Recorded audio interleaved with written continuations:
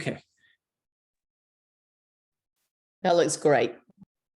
perfect. Okay, now are you guys able to see my initial slide? Is that showing up? Yeah, we see you're building the masterpiece. Woohoo! All right, we're good to go. So we're going to go ahead and get started. Guys, thank you so much for your time tonight. I'm just happy to talk. That's why most of my patients think I'm a psychiatrist or a psychologist, because I just love talking. So thank you for giving me that opportunity. My name is Mike Guyton-Nunley. I'm the adolescent medicine specialist for Prisma Health up here in Greenville. We are actually the only freestanding adolescent and young adult office in the state. Gosh, we just love what we do. So I'm going to talk to you guys a little bit about puberty from the male perspective, from the boy's perspective, and really also add into it some conversations more than just the physical changes, but like just the general emotional changes, as well as more of the identity stuff that pops up going through puberty. And then we're going to kind of pull together somewhat to our neurodiverse world as well. So we'll go ahead and get started. If you have any issues or concerns, let me know as we go through. If you're not seeing any of the slides as they advance, please let me know so I can make sure I troubleshoot whatever I need to on my end. Okay. So, this is the journey that we're going to go on tonight. So we're going to talk a little bit about the basics of development. We're going to go through the details of puberty for guys, talk about that identity formation, apply it to our neurodiverse community, and then also we can give you some tips and tricks at the end on how to survive puberty from a parent's perspective. So, when we talk about what adolescence is, depending on who you ask, you're probably going to get a different answer to the question, right? So some people will give you certain ages, some people will give you certain characteristics, but in general, most of the time, people will say that time between like 11 to 26. And the reason why they say that is around 10 or 11 is when we start seeing the onset of puberty, and then around 25, 26 is when we start seeing that brain transition more to those adult connections. So all that time frame through that's adolescence. And you could even break it up a little bit more to say adolescence and young adulthood the same. Adolescence doesn't always equate to being a teenager per se, even though we use it that way. Period of development, that is just as important as that period of development that we see from that 0 to 6. So we know many different things happen when we're from birth to 6 years old. We learn how to talk, we learn how to walk, we learn how to interact with our environment. We call those formative years, right? So incredibly important.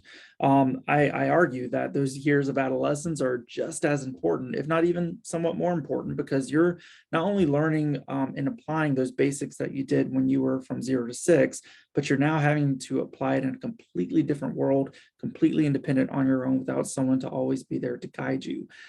So it can be pretty tough for our kids. You see physical and pubertal changes, psychosocial, social, cognitive, many different things. Now, further breaking it down, we like to break down adolescence into our early, middle, and late. And if you think that it's tough to remember the ages, but if you think middle school, high school, college, that's essentially what we're talking about here. And what's important to know is the number itself doesn't really tell us how that patient is necessarily thinking, right? So for example, not all college students are really in their late adolescence, right? They may cognitively be closer to their middle adolescence based on what their experience in life have been, what their experience even before becoming a teenager has been. So it's really important to know that the numbers don't necessarily tell us exactly what to expect. At the end of the day, it's just a number on the page. So the fundamental tasks of our teenagers when they're going through adolescence is physically, they have to change so their body can one day help make babies. Mentally, they shift their thinking from concrete thinking, which basically says what's in front of me is what reality is, to more of an abstract thinking where they think about thinking and they apply it in various different ways, right? And then socially, they have to create their adult relationships based on their previous peer relationships or create completely new ones. They have to get a job, they have to become independent, both financially, socially. I mean, gosh, there's just so many different tasks that adolescents have to do.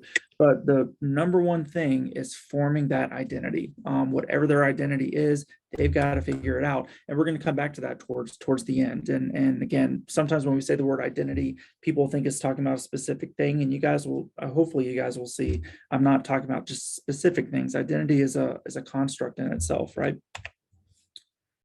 Now, as an adolescent medicine doctor, all physicians and specialists, we have kind of skill sets that we come to the table with and we learn. So, for example, your gynecologist, they are very skilled at the pelvic exam, for example, or you have your GI docs who are skilled at things such as endoscopies, right? For adolescent medicine, we don't necessarily have one of those like physical things we're very skilled at. We do many different things. However, the one thing we are known for and do a really good job at is mitigating risk, right? So adolescent medicine docs, we are the docs who help with risk mitigation, harm reduction, and motivational interviewing for our teenagers and young adults. That is the hallmark of being an adolescent medicine specialist. And the reason why is, gosh, as you can see, there's so many things that really put our kids at risk, right? Different barriers to care based on regionally where you are. Mental illness tends to pop up during our adolescent young adult years. Substance use, sexual activity, the sexual debut tends to happen when you're an adolescent young adult for most individuals. Change in family dynamic can occur. So things such as you may begin to lose friends, you may begin to lose family members that you've known up most of your life up to this point. Divorces can happen, things of that nature. You may have struggles with identity on various different levels, and you may also have, or not may, you will have increasing education demands. And I'll tell you guys, gosh, I don't know quite the ages that I'm talking to here, but man, I remember my middle school years being so fun and field trips left and right, watching movies in school and going to the zoo and all these things. And I can't tell you the last time I had a kid tell me that that's what they did in school. And now, granted, we're in COVID land these days, so it's been very, very different for them. But the demands that our kids are seeing in school are very, very different than what we may have gone through ourselves, and they may be increasing demands. So that's kind of what that reflects. Okay, puberty. So this is the overview. We're going to go into details just a minute, but when we talk about puberty, that is the physical change that occurs where the body goes from the more child body to the adult body, right? And the whole reason puberty happens is one day that body can help make a baby, right? Now, we either may use the term Tanner stages, which is kind of the older nomenclature of how we as doctors determine when, what stage puberty is happening and if it's happening the way to expect. Or we may use this term called SMR, which is sexual maturity rating. And essentially it's the same thing as Tanner stages, just using SMR instead. We're trying to get away of naming things based on people these days. So that's where the difference is. So for boys, the very first thing that happens is testicular growth. Whenever I talk to my male patients or my younger ones, I tell them, we're kind of lucky as guys because all the changes that start happening that may make us feel awkward usually start in our pants, which is for our girls, it's a little bit different, right? And I usually get a chuckle or something like that out of it. For our girls, the first change is breast bud development, right? And again, what we're really big on promoting wellness and really big on promoting social acceptance, right? And we have to recognize that bodies that are changing. So for example, when breast buds start happening or body hair starts happening or body odor, things like that, bodies that are changing can be a source of bullying or source of ridicule, right? But we also have to remember that bodies that haven't changed yet may also be a source of the same type of attention. And so that's a really big piece of the conversation as kiddos are going through this process. We want to normalize the behaviors. We want to reassure those processes. We want to recognize anything that is developing abnormally and help our kids not only just understand what's happening, but give them some guidance and perspective as to how long it's going to be happening, ways to kind of navigate it as it's happening. It's a really unique conversation that we're able to have, and it's a pretty powerful conversation too. As far as cognitive development goes, kiddos develop an advanced ability to reason, right? So includes improved problem solving, things of that nature. They can think more abstractly. I kind of talked about that already. So concepts such as love become a little bit easier for them to understand. Metacognition is that thinking about thinking. So they generate their own thoughts. They appreciate others' thoughts, and they kind of put all those things together to develop a plan of how they want to move forward in this life, right? Psychosocially, teenagers or adolescents tend to go through a desire for increased autonomy, right? And I'll tell you, I don't know if there's any parent, I imagine there's some parents on the call here. Before adolescence begins, usually that's when, parents are the best thing since sliced bread. Like, they can do no wrong. They're super people. It's amazing. And then all of a sudden puberty hits and hormones start going through the roof. And it's like, who is this thing living in our house, not coming out of the closet except just to grab some food? And even then it's suspect. What's going on here? And what happened to me being like the best thing since sliced bread as a parent, right? Well, the adolescent brain is supposed to do that. It's supposed to kind of seek out a way to improve its autonomy. And so you will see kiddos as they're getting older, trying to separate more from family. Peer relationships and family relationships become a lot more important, and they want to get this increased sense of responsibility. That can be incredibly tough for parents to navigate. Again, one of the reasons why there's doctors like us around. And establishment of that identity. So who am I? Who am I to myself? Who am I within my family? Who am I within school? Who am I within this community? Who am I within this world, right? So identity is in multiple levels that these kiddos have to kind of figure it out. And then the next step beyond that is, well, I'm figuring out who I am, but what am I going to do? What am I doing with my life? What do I want to do? What do I need to do in order to do the things I want to do, right? These are all the different aspects that start developing psychosocially for our teenagers and adolescents. Emotions really come into play with this as well. So we can't forget that the brain is also an organ that is growing, just like the arms are growing and the legs are growing and everything else is growing. So is the brain. And the way that the brain shows its growth is through emotions. So think about if you have any teenagers in your life or anyone in your life that's on the younger side, right? They may wake up happy, go to school mad, be sad during the day, and at the end of the day, just be happy again. And they may feel the whole range of emotions within a 24-hour period. That's the brain figuring it out, right? It's figuring out how to test out these emotions, connect it with some behaviors, and see what happens, right? And that's where we as parents and guardians and doctors really help our kids kind of put it all together. And over time, as they go through adolescence into young adulthood, you get an increased ability to relate effectively and understand the emotions of others as well, right? They're not born to know how to do that. They have to test out all these things. So before I kind of get into the nitty gritty of puberty in boys, we are going to focus just on boys for this talk, but I'm happy to answer any other questions about girls as well.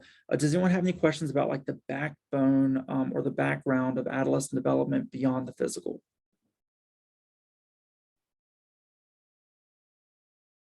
Okay.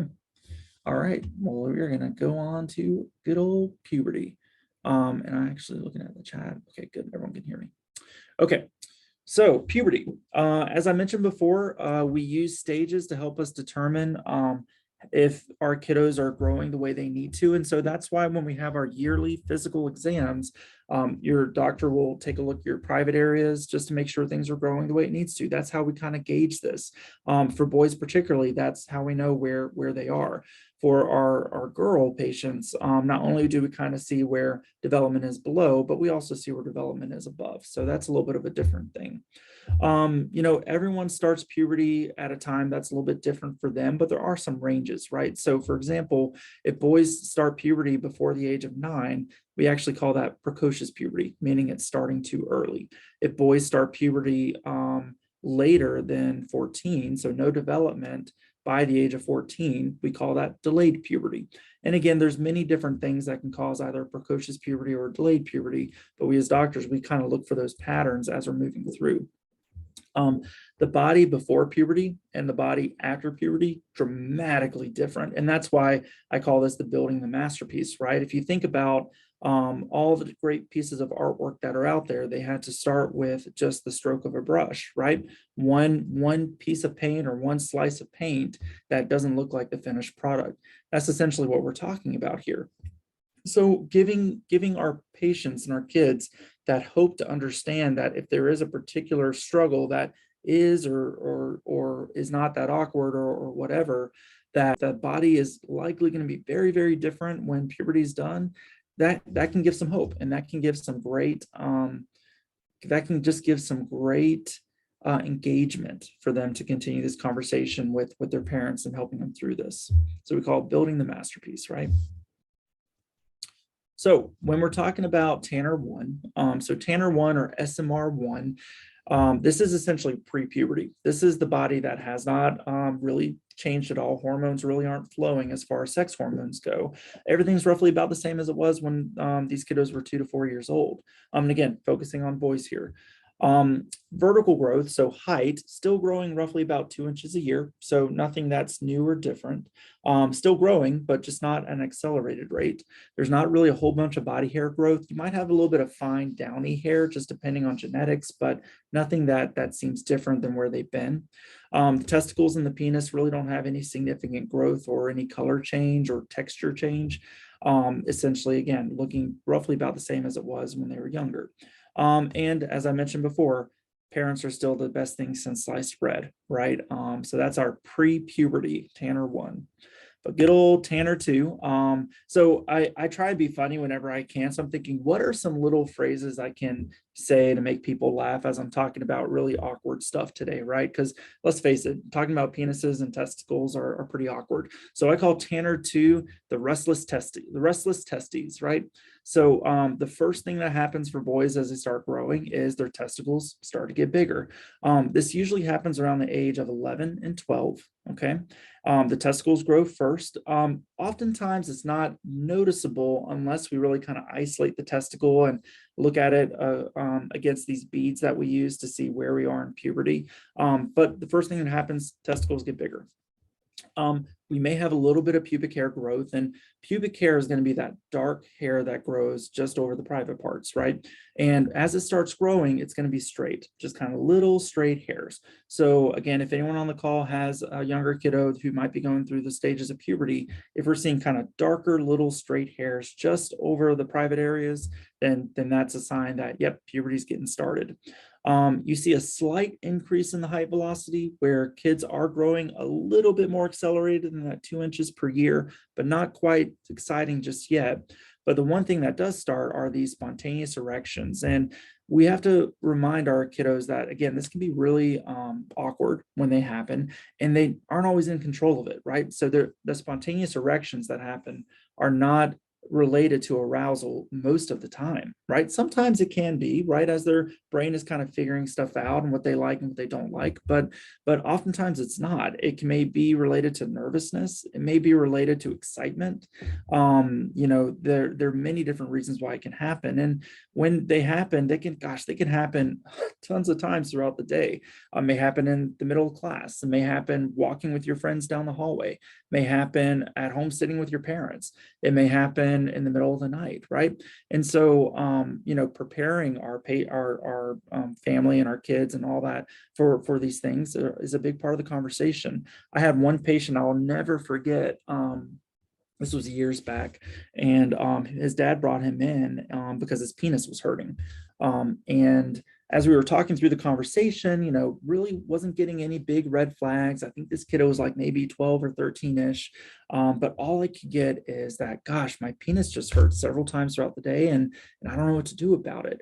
And I talked to the kid one-on-one, and as we were talking, kid's like, well, it only happens when it gets like really hard and presses against my pants. It really just hurts. And I'm like, well, does it not, you know, does the hardness go away and then the pain goes away? He's like, well, yeah, but it just keeps on happening.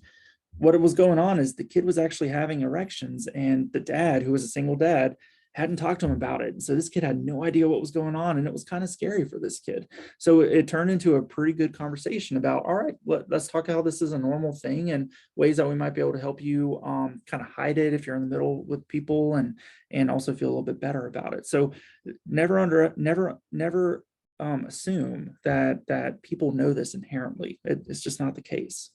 And then body odor. So body odor, once puberty starts really hitting with Tanner 2, body odor will really start being even more prominent as well, because all the hormones change the characteristics of what our sweat looks like, and the bacteria in our skin change, and it's just a fun time. Okay, Tanner 3, erection connection is what I call this one. So we already talked about the erections, right? But as I said, they were pretty unconnected. They're just kind of happening all over the place. Well, now we're going to connect why those erections are happening and what the follow through with that is. But before we get there to that fun piece of factoids, the Tanner 3 statement, the Tanner 3 stage usually occurs around 13 or 14 years old. The testes and the penis continue to get bigger. So before, the testicles were the largest ones to grow, but now the penis is getting in on the action as well. There is a lot more prominent pubic hair, and also some body hair may be growing. So the pubic hair, remember, it started as kind of these dark straight hairs. Well, now they start to curl and they become a little bit more in volume, right? Still over the kind of private area. And then the first body hair that you may notice is some hair underneath the arms, right? Maybe a little bit on the chest, but really no facial hair, more so the under the arm hair. This is where the voice pitch will begin to change as well. And all that is where the muscles of the neck and where the vocal cords are, they stretch as the tissue grows. And just like if a guitar string starts to stretch out, you're going to kind of hear some creaks and some cracks in that guitar string sound. Same thing is happening here. So you'll have the voice pitch change, it gets deeper, but you may have some vocal cracking over a period of about maybe 6 to 9 months as this process is starting. You may begin to also see more prominent mood and attitude changes. So again, kids may become a little more irritable, their emotional range may be much more than just happy. So you'll see that as well as the brain is starting to test some things out. And then back to the erections. So the testicles are growing for many reasons. One, they're being stimulated by the flow of testosterone, but they're also growing because they're producing sperm, right? That part of the boy body that actually helps create a baby in the future. And the testicles have to grow to make some room for that, right? But as I teach a class called Guyology, and as I tell my kids when I'm talking to them about this stuff, like you produce hundreds of thousands of sperm over the course of a few days, every single day for the rest of your life, right? And if your testicles are growing to help with that, gosh, don't you think it needs to get out of there somehow? Because imagine if the sperm had nowhere to go. You'd have testicles the size of like the Empire State Building by the time you were 40. And has anyone ever seen testicles the size of the Empire State Building by the time you were 40? No. So that stuff has to get out somehow. And so that's the connection, right? As the sperm are growing and as these erections are testing out the body of, okay, this happens there, this happens where, that's when the body starts testing out how sperm get out of the body, and that's through an ejaculation, right? So this is where we might see some things such as wet dreams, which is where kiddos are sleeping and they have a ejaculation while they're sleeping. And it can be pretty unnerving for kids, right? It's scary. What is this thing? It doesn't quite look like pee. Why am I wet in the bed, right? And so that is a perfect time to really have a good conversation. Hopefully, actually, the perfect time is before that. But if that is something that happens, please seize the moment. That's the time to really come up with a plan saying, hey, I know this is embarrassing. Let's come up with a plan where you don't even have to worry about talking to anyone about it. If this happens, let's have some clean sheets beside the bed. You just wake up, take your bed sheets off, throw them in a place where we know what it is, and then change in some new sheets and go right back to bed, right? And then in the morning, there's no conversation that has to happen. Someone just goes to wash the sheets, right?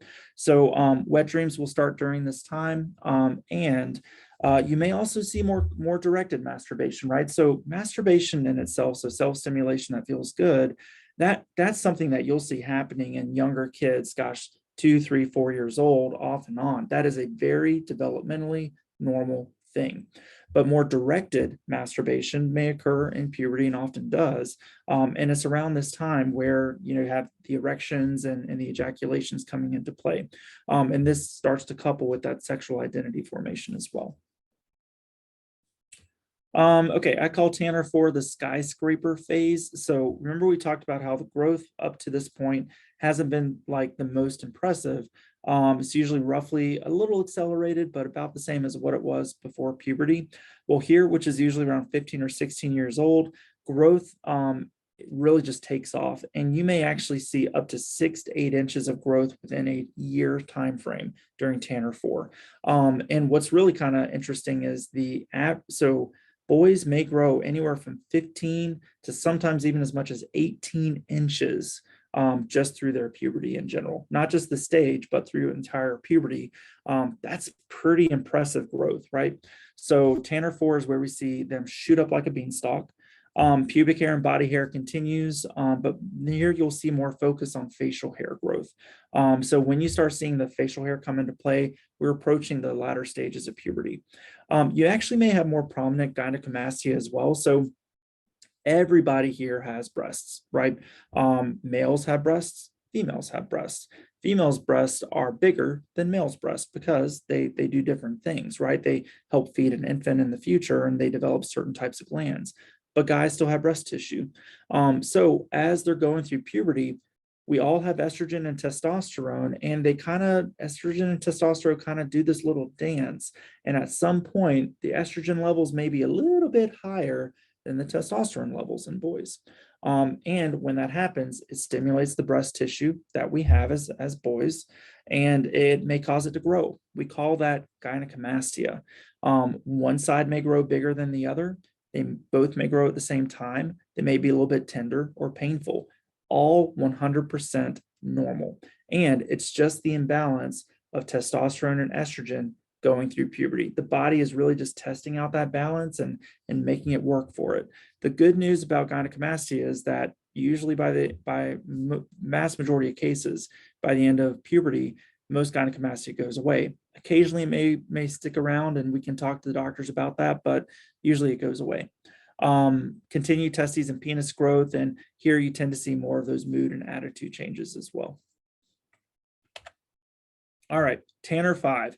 So there are only 5 Tanner stages. So Tanner 5, your masterpiece is complete as far as physically goes. So usually around 17 to 18 years old. So again, finishing up high school, approaching college. The body is more the adult body physically. The brain is closer to the adult brain, but not quite there yet. Moods begin to settle overall. You may still have some ups and downs, but overall begin to settle. And the pubic hair tends to extend more beyond the private area. So you may see some pubic hair go up towards the navel. You may see some pubic hair go onto kind of the inner upper thighs, right? But essentially, the body is done growing from a sexual characteristic standpoint. The body is able to move forward and help make a baby one day. And in fact, once ejaculations start happening, so that Tanner 3, that is absolutely when the body is able to help make a baby. It's not like, oh, you have to be done with puberty in order to do that. That's not the way it works. Okay, so before we kind of get into more discussions around identity, those are the nitty gritty details about boys going through puberty. Does anyone have any questions about those? Hello, I'm so sorry I missed that question.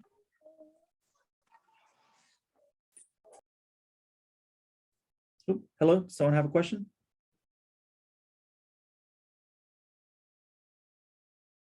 Nope. Okay, well, if you have any questions, don't hesitate to let me know. All right, so identity. So remember I mentioned that identity is the thing that is a hallmark of adolescence, right? Every single person in this world has an identity, and it's not just the things that people tend to think about like sexual identity and gender identity. It's a whole bunch of different things, right? It can be a professional identity. So for example, my professional identity is I'm a doctor. I identify myself as a doctor. That fits with what I feel my identity is. It fits with what other people feel my identity is. That's part of my identity. It could be a religious identity. It could be a cultural, racial, or ethnic identity. It can be a disability identity. It could be a social identity. So what is my role in the family or in the classroom or in a community? It could be an economic identity, right? And as much as we all would love to have a world where we don't have such a distinguishment around things like an economic identity, unfortunately, that is where things are, and it can be a driving force for either positivity or negativity in our society, which is so incredibly tough. But identity is multidimensional and multifactorial, right? Every single person in this world has an identity of some kind. Now, here's where it gets tricky, right? So when you talk about identity, there is the internal identity and the external identity. So let's go back to my example, right? So I identify myself as a doctor. I identify myself as a doctor because inside I feel like a doctor. I feel like my actions promote me being a doctor. I know I went to med school. I know I did this. I know I did that. I know I'm a doctor. And externally, other people say I'm a doctor. They're like, oh, that's Dr. Mike. Look at his webpage. I've seen him before. I know he does stuff that doctors do. Externally, I'm a doctor as well. And so the reason why it's important to know the differences between internal and external, or I'm sorry, not the differences, the occurrence of internal and external identities, is that's where we can get into some trouble in adolescence and young adulthood if those things are clashing, right? So when we talk about the internal identity, that's the ideal way in which one sees themselves, oftentimes developed through thought, through experience, and challenges. The external identity is how others interpret who the person is. It's usually within the realm of like public opinion, and developed based on the external interpretation of one's behaviors, but not always congruent with internal identity, right? And I think that's the tough part sometimes. So what's the big deal? As I mentioned, everyone has an identity, even if they're not quite sure what it is. The conflict of figuring out what their identity is part of the formation, right? And that's why we as doctors give that kind of space and grace for people to figure out what they want their identity to be or what they feel like it is. It is the hallmark of adolescent medicine development. So basically part of the homework of being a teenager is to figure out who you are, who you want to be, and who you want to be to yourself and who you want to be to the world around you, right? That's that identity formation. And so as I mentioned before, adolescents, they really experience a drive to become independent. So they may start doing things like thrill seeking, and thrill seeking is a very normal behavior, but there are definitely safe forms of thrill seeking and not so safe, right? So for example, riding a roller coaster, decently, most people would say that's a safe form of thrill seeking. Doing drugs, I think most people would say that's probably not the safest form of thrill seeking, right? At the end of the day, it's thrill seeking nonetheless. It's what the brain sometimes is driven to do. And that's that frontal lobe connection trying to figure out the best way to make ideas and function happen. Relationships begin to change to make room for this desire of independence. So again, it's tough to be friends with your parents when you're a teenager. And I'll tell you, if you were to ask Dr. Mike, what is your best advice for parents of a teenager? My best advice would be, do not try to be their friends. You can be their friend when they haven't gone through puberty yet. You can be their friend when their adult brain is essentially done, which is closer to 25. But between those ages of 10 and 25, when their brain is trying to do this thrill seeking and figure out the world and figure out who they are, be that parent, right? Be that guardrail, be the thing that provides boundaries for them. Try not to be their best friend, be someone that likes them and loves them, of course, and hopefully they like and love you back. But saying I'm your best friend, that's not what the teenage brain needs. It needs to figure out where it fits into this world. It's really tough. And so more independence can lead to more experience, and that in itself can lead to the enhancement of one's identity. So what happens if your identity matches perfectly with everyone's expectations, right? So that internal identity matches with the external identity. Great, keep on moving forward. Find out what your goals are and reach for them. What if your identity is, well, hard to identify, right? That's okay too. It's part of the journey. Ask for help. Ask about others' experiences, right? Ask your trusted adults. And friends are great, and kids should really talk to their friends about stuff, but I always recommend having a trusted adult in the conversation in some form or fashion as well. And hopefully that's parents, and sometimes it's not, but a trusted adult can really help the conversation. And then what if your identity conflicts with the expectations from others? Okay, like someone says, well, you should be this, and internally you're saying, well, this is not who I am. Take a breath. Recognize that learning how to face adversity and conflict is something that is part of becoming an adult. Negotiation is something that is part of becoming an adult, and we do not learn how to negotiate from textbooks. It's negotiation through experiences, and who better to help teach our young people how to negotiate this world than a trusted adult or parents, right? So what if your identity makes you feel sad or scared or worried, reach out. Please talk to a trusted adult, a colleague, medical professional for guidance, anybody, please reach out. As you go through your identity, you will feel many different emotions. However, feeling sad, scared, or worried are things that should not be the predominant emotions in this journey. So I want to connect to our neurodiverse world because I know that's a question that kind of came up in doing this talk, right? Now, I'll tell you, puberty takes no exception to those who are neurodiverse, right? So when, neurodiverse, I think is a catch-all phrase. Probably one of the more common applications of that phrase would be our kiddos on the journey with autism spectrum disorder, right? So I distinctly remember when I was a teenager. I grew up in Myrtle Beach, born and raised. I'm one of those that can say that. And I was a lifeguard at the local water park. Gosh, I love that job. It was like my favorite thing in the world. But we had this one kiddo who I was a lifeguard for 8 years going into med school. And he would have a season's pass every year, and his parents would drop him off with his friends, and they'd pick him up towards the end of the day. And we as lifeguards always knew him and always knew to watch out for him. But he was neurodiverse. He was on the spectrum in some form and fashion. And I can distinctly remember when puberty started for that kid, because the first few years before then, it was just a really funny kid, and he loved the lifeguards coming up and talk to it.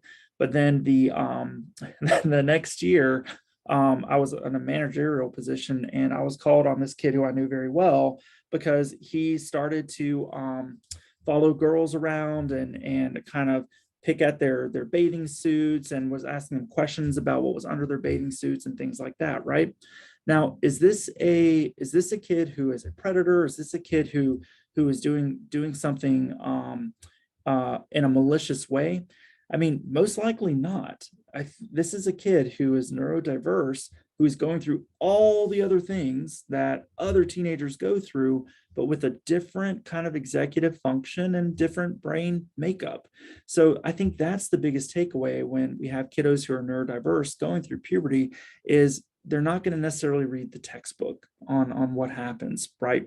And so the guidance and the teaching through puberty should be founded on this foundation we're talking, but should be individualized and draw on that social and family support for that consistency, right? Because every kiddo who's part of the neurodiverse world may go through their puberty all the same things, but in a very unique and different way.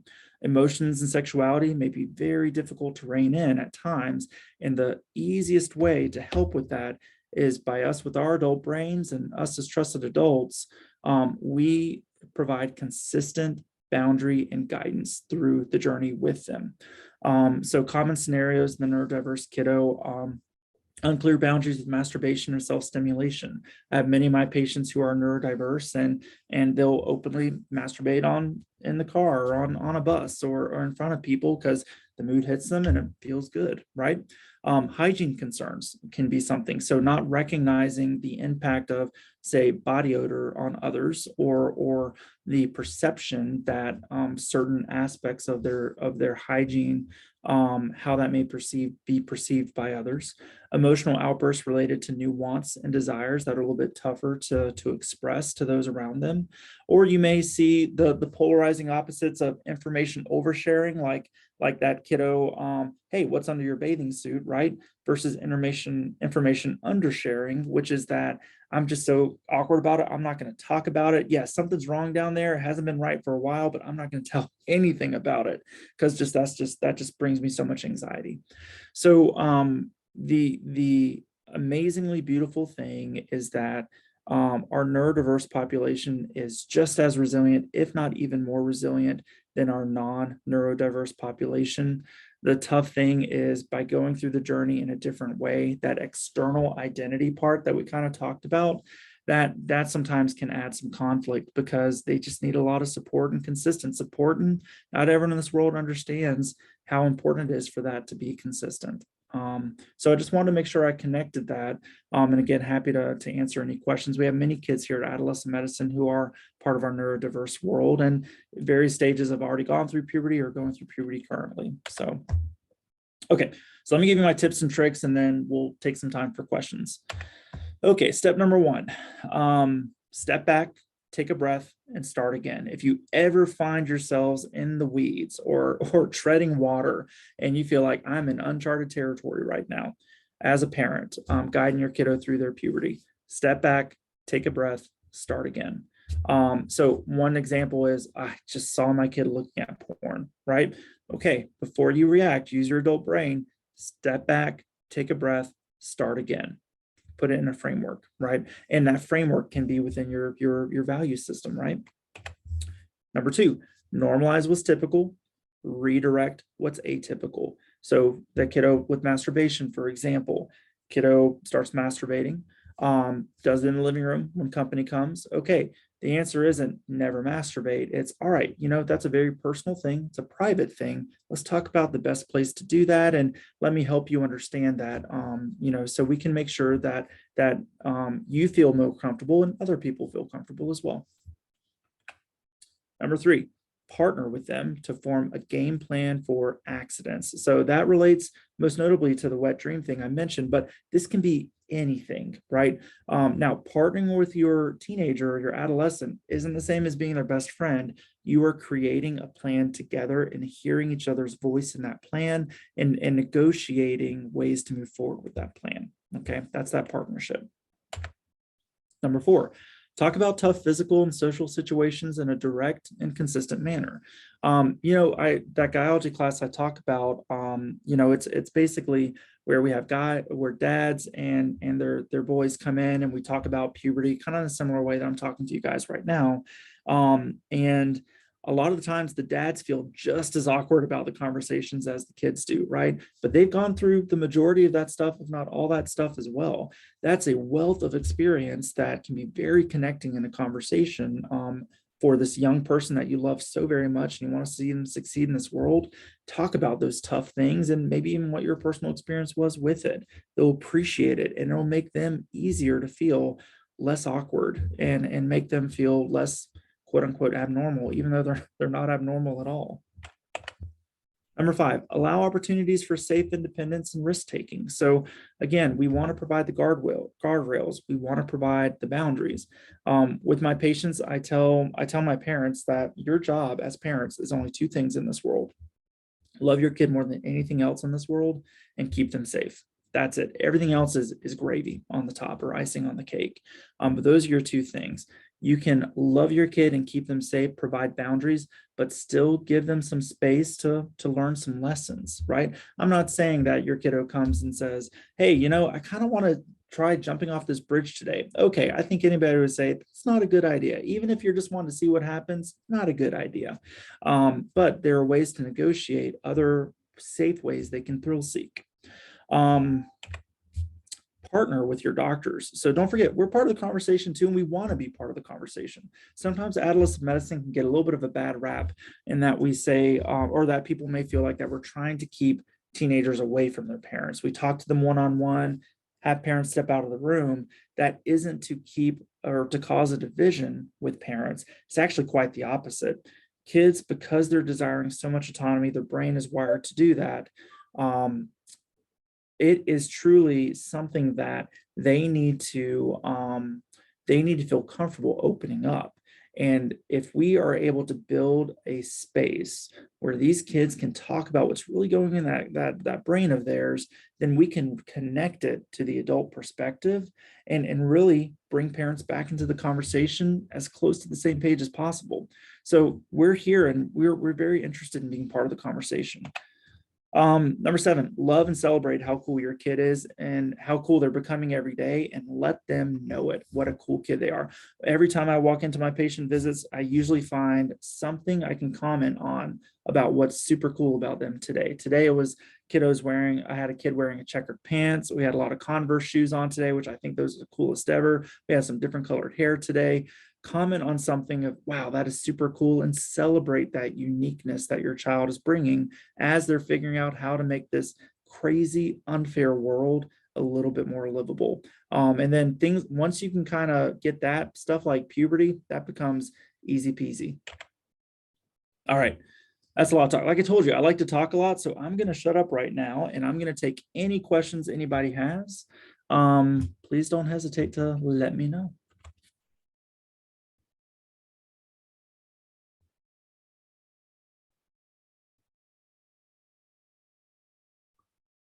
and I can stop